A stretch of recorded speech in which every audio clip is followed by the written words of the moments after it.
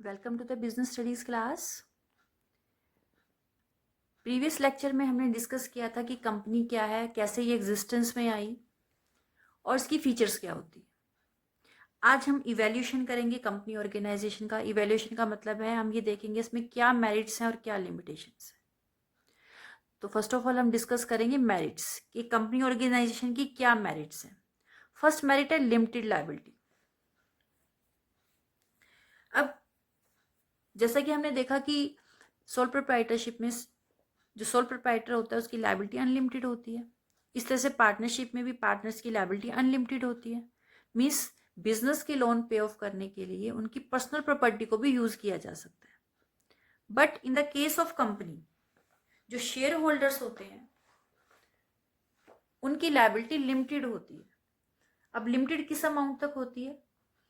उनकी लायबिलिटी होती है कि जो उन्होंने शेयर्स परचेज किए हैं कंपनी के, उस पर जितना भी अनपेड अमाउंट है, अनकॉल्ड अमाउंट है, या तो जो कंपनी ने मांगा ही नहीं है अभी तक या उन्होंने पे नहीं किया है, तो उस अमाउंट तक, या उन्होंने कोई गारंटी दी है किसी अमाउंट की, तो उस अमाउंट तक ही उनकी लायबिलिटी है। उसके बियॉन्ड उनकी कोई लायबिलिटी नहीं बनती। मीन्स मेंबर्स की पर्सनल एसेट्स को कंपनी के लोन पे ऑफ करने के लिए यूज नहीं किया जा सकता, चाहे कंपनी को कितना ही बड़ा लॉस क्यों ना हो जाए। तो कंपनी की इसी फीचर की वजह से, इसी मेरिट की वजह से, क्योंकि इसमें यहाँ मेंबर्स की जो लायबिलिटी है वो लिमिटेड होती है, इसलिए ज़्यादा से ज़्यादा लोग क्या होते हैं, मोटिवेट होते हैं, इनकरेज होते हैं कि वो कंपनी के में इन्वेस्टमेंट करें, कंपनी के शेयर्स खरीदें। तो इस तरह से कंपनी को भी फायदा होता है क्योंकि उसे ज़्यादा से ज़्यादा लोग उनके शेयर्स परचेज करना चाहते हैं, तो जल्दी उन्हें कैपिटल का अरेंजमेंट जल्दी हो जाता है। और शेयर होल्डर्स को भी, मेंबर्स को भी क्या होता है, बेनिफिट होता है, क्योंकि उनकी लायबिलिटी एक फिक्स अमाउंट तक ही लिमिटेड है, उससे बियॉन्ड उनकी कोई लायबिलिटी नहीं बनती। ये तो थी हमारी first merit. Now let us see second merit. Second merit of company is share transfer facility. जो पब्लिक कंपनी होती है, जैसे कि मैंने आपको बताया था कि कंपनी दो टाइप की होती है, public company and private company. तो जो एक पब्लिक कंपनी होती है उसमें शेयर होल्डर्स अगर अपने शेयर किसी और को सेल करना चाहते हैं, ट्रांसफर करना चाहते हैं, तो बिना किसी रिस्ट्रिक्शन के वो अपने शेयर किसी और को ट्रांसफर कर सकते हैं। इसके लिए उन्हें किसी लीगल अप्रूवल की जरूरत नहीं होती। जबकि हमने देखा कि जो पार्टनरशिप होता है, अगर उसमें कोई पार्टनर अपना शेयर किसी और को ट्रांसफर करना चाहता है तो उसके लिए उसे दूसरे पार्टनर की कंसेंट लेनी जरूरी है, उनसे उन्हें प्रायर अप्रूवल लेना जरूरी होता है। लेकिन ऐसा कंपनी के केस में नहीं होता। तो इस तरह से जो शेयर्स हैं वो एक पर्सन दूसरे पर्सन को ट्रांसफर कर सकता है, दूसरा पर्सन तीसरे पर्सन को ट्रांसफर कर सकता है। ठीक है, ट्रांसफर करने का मतलब सेल कर सकता है, उसको कैश में कन्वर्ट कर सकता है, इसलिए उसकी जो लिक्विडिटी होती है वो ज़्यादा होती है। उसको कभी भी क्या किया जा सकता है, कैश में कन्वर्ट किया जा सकता है फ्री, क्योंकि जो ट्रांसफरेबिलिटी ऑफ द शेयर्स है उस पर कोई भी रिस्ट्रिक्शन नहीं है। नेक्स्ट है कॉन्टिन्यूटी। जैसे हमने इसकी फीचर्स में किया था कि परपेचुअल सक्सेशन, कि कंपनी कंटिन्यू चलती रहती है जब तक इसके अंदर मिनिमम मेंबर्स हैं। पब्लिक कंपनी केस में जब तक 7 मेंबर्स हैं मिनिमम इसमें, और प्राइवेट कंपनी केस में जब तक इसमें 2 मेंबर्स हैं, कंपनी चलती रहेगी। ठीक है, कंपनी के किसी भी मेंबर के डेथ होने से, उसके इंसॉल्वेंट होने से, या उसके अनसाउंड माइंड होने से कंपनी के लाइफ पर, एग्जिस्टेंस पर कोई फर्क नहीं पड़ता। कंपनी एज इट इज चलती रहेगी। जैसे कि हमने किया था ना, मेंबर्स में कम मेंबर्स में go, company goes forever. Members चाहे आए चाहे चले जाएं, लेकिन कंपनी ऐसे ही ऐसे चलती रहेगी। नेक्स्ट है scope for growth and expansion. Company के केस में ग्रोथ और एक्सपेंशन की जो पॉसिबिलिटी है वो ज़्यादा होती है। क्यों? क्योंकि कंपनी के पास कैपिटल भी ज़्यादा होती है, सफिशिएंट कैपिटल होती है। ठीक है, मैनेजमेंट भी अच्छा होता है क्योंकि कंपनी क्या कर सकती है, अच्छे मैनेजर्स हायर कर सकती है बाहर से, एक्सपीरियंस्ड और ट्रेंड मैनेजर्स क्या कर सकती है, हायर कर सकती है। और लायबिलिटी भी क्या होती है, इसके मेंबर्स की लिमिटेड होती है। तो इसलिए जो बिजनेस है कंपनी वो अपने लार्ज स्केल पर एस्टेब्लिश कर सकती है, उसकी ज़्यादा ग्रोथ के लिए प्लान बना सकती है, उसको एक्सपेंड कर सकती है किसी भी तरह से। ठीक है, तो इससे क्या होगा, जब बिजनेस का ग्रोथ होगी, एक्सपेंशन होगी, तो लार्ज स्केल पे प्रोडक्शन होगा। लार्ज स्केल पे प्रोडक्शन होने से क्या होगा, पर यूनिट कॉस्ट कम आएगी। ठीक है, और पर यूनिट कॉस्ट आने से क्या होगा, कंज्यूमर को कम प्राइसेस पे प्रोडक्ट अवेलेबल होगा, जो भी प्रोडक्ट वो कंपनी सेल कर रही है। तो इस तरह से दोनों को बेनिफिट मिल रहा है, कंपनी को भी और सोसाइटी को भी। कंपनी को कैसे मिल रहा है, क्योंकि कंपनी का क्या हो रहा है, कंपनी अपना इजीली ग्रोथ एंड एक्सपेंशन कर पा रही है, क्योंकि उसके पास रिसोर्सेज हैं इसके लिए। और कंपनी की ग्रोथ एंड एक्सपेंशन की वजह से सोसाइटी को अच्छा प्रोडक्ट मिल रहा है और रिजनेबल रेट पर मिल रहा है। लास्ट मेरिट है इसकी एफिशिएंट मैनेजमेंट। जो कंपनीज होती हैं उसमें मैनेजमेंट ज़्यादा अच्छा होता है। क्यों? क्योंकि सोल प्रोप्राइटरशिप के केस में क्या होता था, एक ही पर्सन को सब कुछ मैनेज करना होता था, और एक पर्सन के अंदर तो सारी कैपेबिलिटीज हो ही नहीं सकती कि वो हर फील्ड में क्या हो, एक्सपर्ट हो। इस तरह से पार्टनर्स में लिमिटेड ही होते हैं।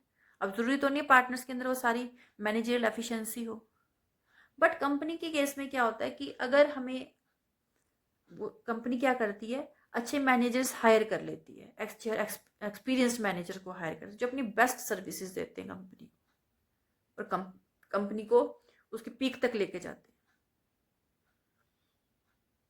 ठीक है, तो कंपनी के पास क्योंकि रिसोर्सेज है, तो अच्छे मैनेजर अपने आप मिल जाते हैं, अच्छी सैलरी देनी पड़ती है, तो अच्छे मैनेजर में कंपनी क्या कर सकती है, अपॉइंट कर सकती है। बट और मैनेजर्स भी क्या करना चाहेंगे, ऐसी कंपनीज में काम करना चाहेंगे। क्यों? क्योंकि कंपनी क्या है, अच्छी सैलरी उन्हें प्रोवाइड कर रही है, अब सैलरी दे रही है अच्छी, और उनकी जो स्टेबिलिटी भी है कंपनी के अंदर। ये नहीं कंपनी बंद हो जाएगी कभी भी किसी मेंबर के डेथ होने से या उसकी अनसाउंड माइंड होने से। लेकिन सोल प्रोप्राइटरशिप और पार्टनरशिप के केस में क्या होता है, एक तो रिसोर्सेज बहुत कम होते हैं, उन्हें खुद ही मैनेज करना चाहते हैं, क्योंकि अगर वो बाहर से एक्सपर्ट मैनेजर को क्या करते हैं, एक्सपीरियंस मैनेजर को हायर करते हैं, तो उसके लिए ज़्यादा सैलरी देनी पड़ेगी। और अगर वो सैलरी देने के लिए, अच्छी सैलरी देने के लिए तैयार भी हो जाते हैं, तो क्योंकि इसकी जो स्टेबिलिटी है वो, उसमें स्टेबिलिटी नहीं है इसकी सोल प्रोप्राइटरशिप की और पार्टनरशिप की, क्योंकि लैक ऑफ कॉन्टिन्यूटी होता है उसमें। ठीक है, किसी पार्टनर की डेथ होने से या अनसाउंड माइंड होने से पार्टनरशिप खत्म हो सकती है। इस तरह से सोल प्रोप्राइटरशिप का बिजनेस भी वाइंड अप होता है। तो मैनेजर्स क्या करना नहीं करना चाहेंगे, इस तरह के बिजनेस में एज ए मैनेजर काम ही नहीं करना चाहेंगे। बट कंपनी में क्या होता है, परपेचुअल सक्सेशन होता है, ये चलती रहती है, मेंबर्स में कम, मेंबर्स में गो। तो मैनेजर्स इस तरह के बिजनेस में काम करना ज़्यादा लाइक करते हैं, तो उन्हें अच्छे मैनेजर्स अवेलेबल हो जाते हैं, उन्हें अपॉइंट कर सकते हैं, उनकी सर्विसेज ले सकते हैं। तो जिसका बेनिफिट कंपनी को मिलता है अच्छे प्रॉफिट की फॉर्म में, और कंपनी की ग्रोथ और एक्सपेंशन में भी वो हेल्प करता है। तो ये थी कंपनी की मेरिट्स। अब हम देखते हैं लिमिटेशंस क्या हैं कंपनी की। अब जहाँ किसी चीज़ की कुछ मेरिट्स होती हैं तो वहाँ लिमिटेशंस भी होती हैं। Nothing is perfect in this world. इस वर्ल्ड में परफेक्ट तो कुछ भी नहीं है, कुछ ना कुछ कमी सब में ही होती है। तो इस तरह से कंपनी के साथ भी है। तो देखना है कंपनी की क्या लिमिटेशन है। फर्स्ट है डिफिकल्टी इन फॉर्मेशन। अब कंपनी की फॉर्मेशन एक बहुत ही एक्सपेंसिव और डिफिकल्ट प्रोसीजर है इसका। बहुत सारी लीगल फॉर्मेलिटीज़ होती हैं, बहुत सारे डॉक्यूमेंट्स हैं जो प्रिपेयर रेडी कराने पड़ते हैं, फिर उनको रजिस्ट्रार के ऑफिस में सबमिट करवाना पड़ता है, और इसमें बहुत ज़्यादा टाइम भी लगता है और मनी भी खर्च होता है। ठीक है, इन डॉक्यूमेंट्स के बारे में हम आगे पढ़ेंगे। जो मेन डॉक्यूमेंट्स हैं इसके, मेमोरेंडम ऑफ एसोसिएशन है, जैसे आर्टिकल ऑफ एसोसिएशन है, प्रोस्पेक्टस है। तो इसकी फॉर्मेशन इतनी इजी नहीं है जितनी कि सोल प्रोप्राइटरशिप और पार्टनरशिप के केस में होती है, क्योंकि इसमें लीगल फॉर्मेलिटीज बहुत ज़्यादा होती हैं इसीलिए। Next is lack of secrecy. अब जैसा कि सोल प्रोप्राइटरशिप में होता है कि जो भी कोई प्लान्स होते हैं, सीक्रेट्स होते हैं, वो सिर्फ प्रोप्राइटर तक ही रहते हैं। ऐसे पार्टनर्स भी सीक्रेट रख सकते हैं कुछ, लेकिन कंपनी के केस में सीक्रेट नहीं रखे जा सकते। लैक ऑफ सिक्रेसी होती है। क्यों होती है? क्योंकि जो पब्लिक कंपनी होती है उसके अकाउंट्स जो होते हैं वो पब्लिश किए जाते हैं। और उसके जितने भी इम्पोर्टेंट डॉक्यूमेंट्स होते हैं वो टाइम टू टाइम उन्हें अपने रजिस्ट्रार के पास भेजने पड़ते हैं। और कोई भी पर्सन एक फिक्स्ड फीस देकर इन डॉक्यूमेंट्स को देख सकता है, इन अकाउंट्स को देख सकता है। तो जब हर कोई पर्सन इन देख सकता है एक फीस देकर, तो सीक्रेट तो कुछ रहेगा ही नहीं कि कंपनी कहाँ से अर्न कर रही है, कितना खर्च कर रही है, क्या कंपनी के प्रॉफिट्स है। तो कंपनी का कोई भी सीक्रेट नहीं रह सकता। ये इसका सबसे बड़ा लिमिटेशन है कि कंपनी अपने कुछ भी सीक्रेट नहीं रख सकती। तो lack of secrecy is there.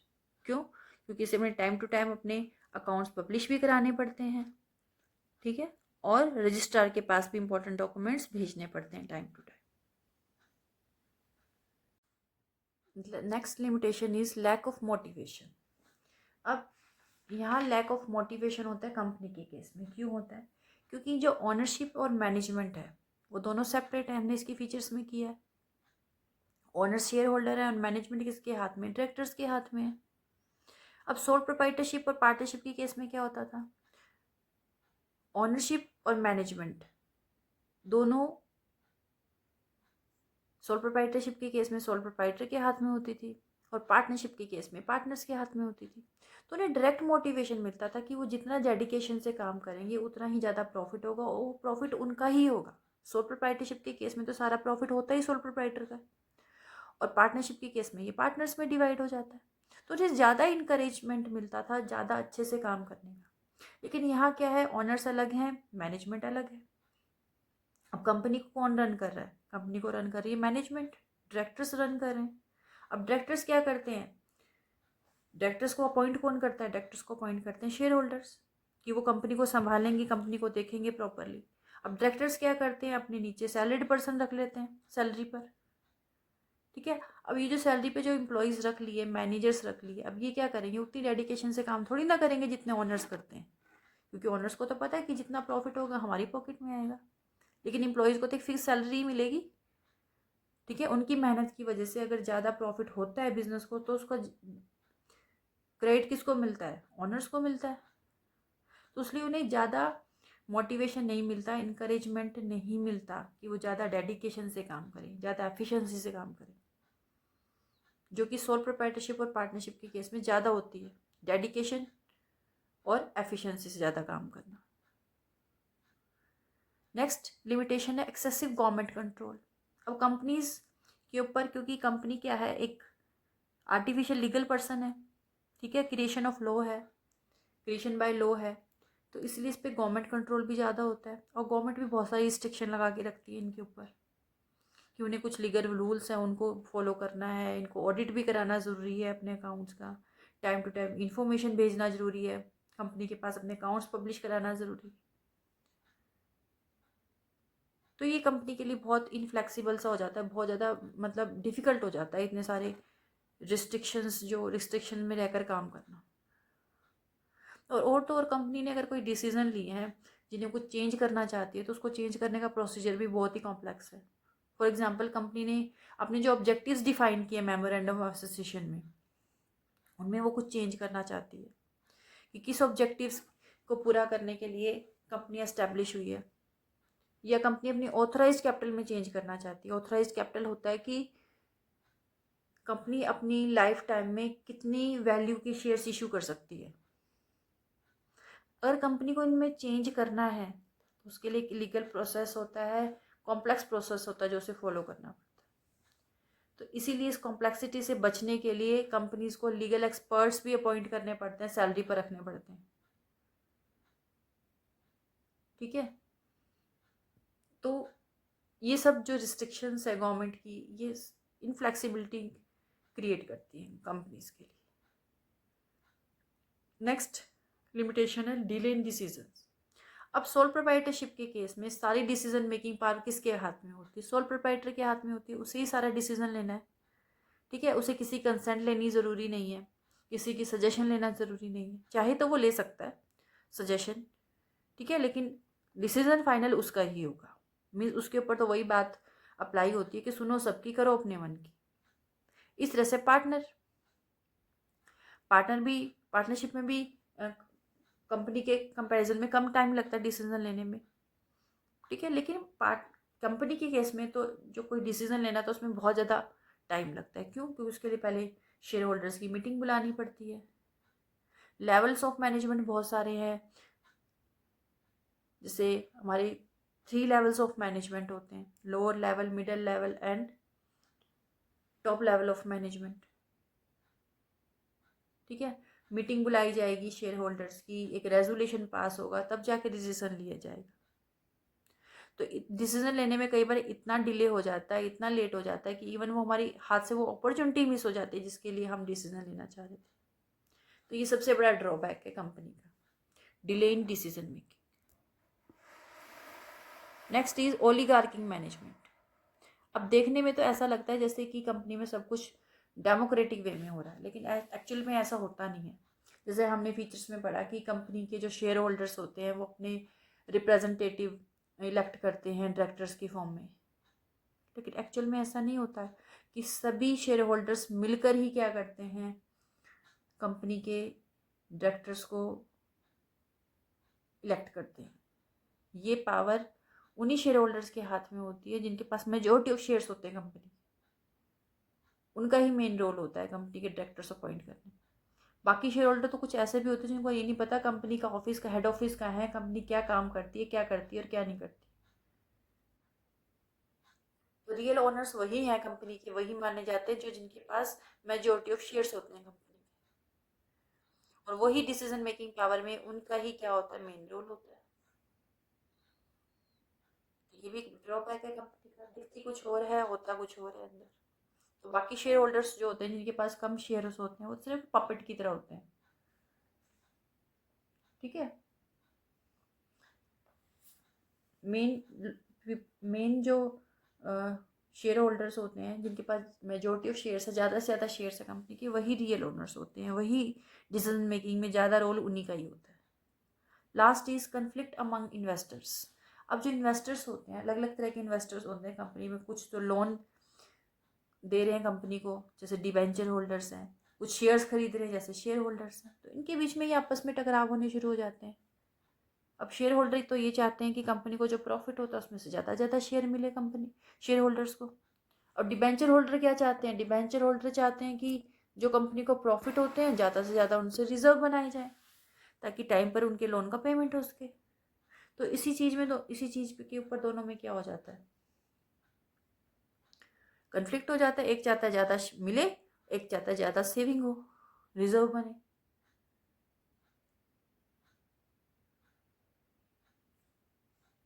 इसी तरह से जो बोर्ड ऑफ डायरेक्टर्स होते हैं और शेयर होल्डर होते हैं उनके बीच में कन्फ्लिक्ट हो जाते हैं किसी ना किसी बात के ऊपर।